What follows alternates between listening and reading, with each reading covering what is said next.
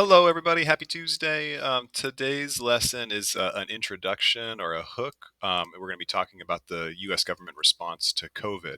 And the big idea with this is that in Unit 2, we were looking at the Great Depression and how the U.S. government responded with the New Deal programs to put people back to work. And we looked at how effective those New Deal programs were.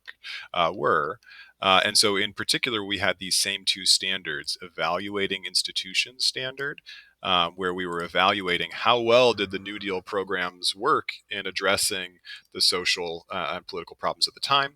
And then we were also doing a lot of integrating information, so looking at different types of sources, charts and graphs, as well as primary sources to gain a better understanding. Okay, so our learning target for today is to introduce this second part of the unit, the second part of the unit where we're comparing what we were studying about 100 years ago with what's happening more recently. We're going to be brainstorming questions that can help us to evaluate the effectiveness of the U.S. government response to the public health and economic crisis of the COVID pandemic. And we're going to be doing that by using new vocab words to pose questions in a Canvas discussion. Okay, so that's all down here below. Real quickly, I wanted just to kind of highlight these two differences, the two crises that were a part of the COVID pandemic. There was the public health crisis, and then there was the economic crisis.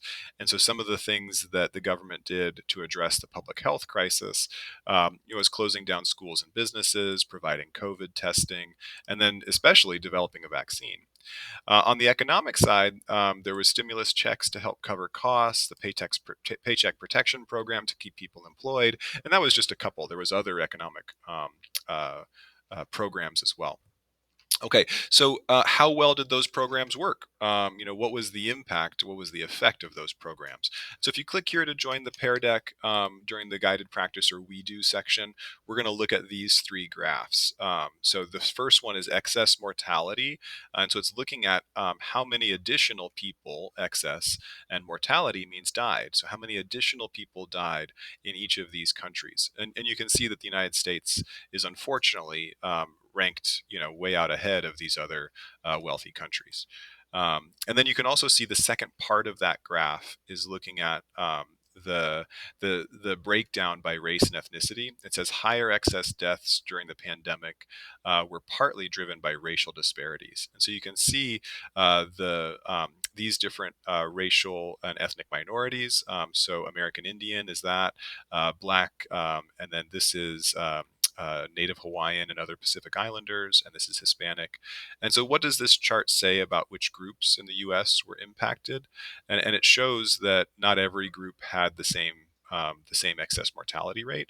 And in class, what we discussed was that these groups likely had to stay in jobs where they were more closely connected with other people, so they had less kind of protection from the virus.